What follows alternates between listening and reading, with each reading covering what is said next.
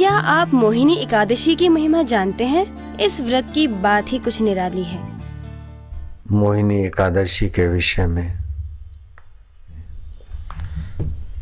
भगवान कृष्ण के चरणों में युधिष्ठिर ने पूछा।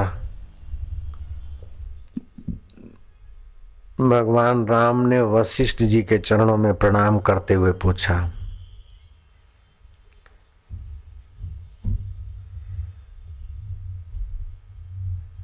तब श्री कृष्ण ने कहा युधिष्ठिर को, और वशिष्ठ जी ने राम जी को कहा। भद्रावती नगर राजा धृतिमान का राज्य था। उस नगर में एक वैश्य रहता था जिसका नाम था धनपाल। वो समृद्धिशाली था, दया भाव से संपन्न था, सत्कर्म करने कराने में उत्सुक था। लेकिन सभी बातें संसार में सभी को नहीं मिलती, कुछ न कुछ 19-20 होता ही है जिससे संसार से मनुष्य को वैराग्य हो और सत्य स्वरूप ईश्वर को पाए।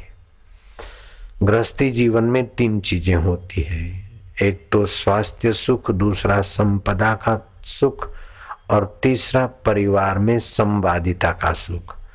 लेकिन इन 3 में से एक में कहीं न कहीं गड़बड़ रहती है, या तो संवादिता में गड़बड़ रहेगी, या तो स्वास्थ्य में गड़बड़ रहेगी, या तो धन में गड़बड़ रहेगी। ऐसे ही उस नगर के धनपाल के जीवन में एक ऐसी गड़बड़ रही कि 5वां पुत्र धृष्ट बुद्धि, वो वैश्यागामी था और धनवान को तो क्या, एक साधारण आदमी को भी शोभा न दे ऐसा उसका आचरण था। दुखी होकर बेटे को समझा समझा कर थका, आखिर लोफरों की दोस्ती में वैश्या के गले में हाथ डालकर बाजारों में घूमने वाले 5वें पुत्र को उसने अपने घर से बेदखल कर दिया, बाहर कर दिया। वो 5वां बेटा श्री कृष्ण कहते हैं धृष्ट बुद्धि था।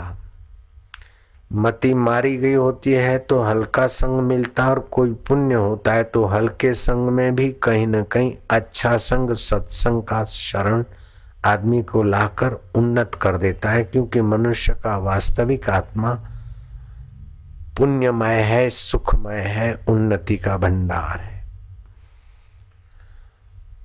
तो पापों में संलग्न दृष्ट बुद्धि बहुत दुखी हुआ। पिता ने परित्याग कर दिया, नगर में रहना मुश्किल हो गया। भटकता भटकता जंगलों में, गिरियों में, गुफाओं में, आखिर संतों का दर्शन भी अपना प्रभाव रखता है। पेट भरने के लिए भी ऋषि मुनियों के आश्रम में टुकड़े के लिए भी जाने के कारण तभी भी संत दर्शन के प्रभाव से उसकी बुद्धि कुछ शुद्ध हुई, और महर्षि कौंडिन्य के चरणों में उसने जाकर प्रणाम किया कि महाराज मैं धृष्ट बुद्धि, पिता के कहने से भी सुधरा नहीं, ठोकरे खाने से भी सुधरा नहीं, अब मेरे पापों का तो क्या बताऊं, मेरे कर्मों का तो बोझ मुझ पर बहुत है। आप ही संत पुरुष है, संत शरण जो जन पड़े सो जन उधरण हार, संत की निंदा नानिका बहिर बहिर अवतार।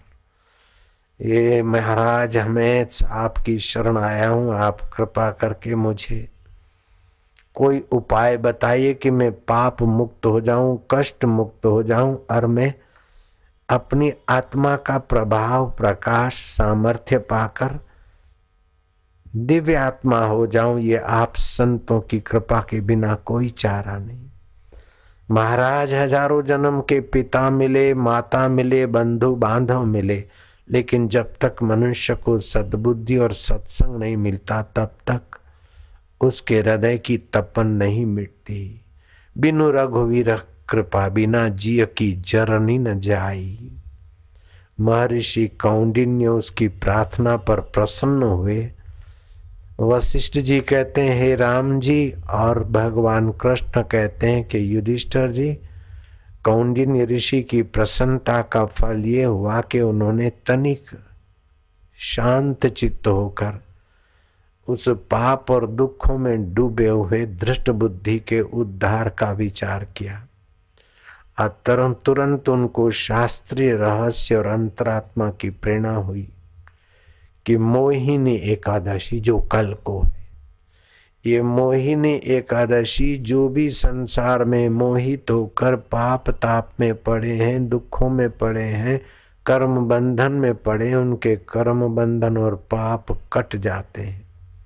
ये मोहिनी एकादशी रखने वाले का मंगल हो जाता है। इस मोहिनी एकादशी का महात्म्य सुनने और सुनाने से 1000 गौदान का फल होता है। कल को है मोहिनी एकादशी। आज रात को सोते समय संकल्प कर लेना कि कल एकादशी का व्रत कर सकूं, ऐसी सद्बुद्धि दे प्रभु।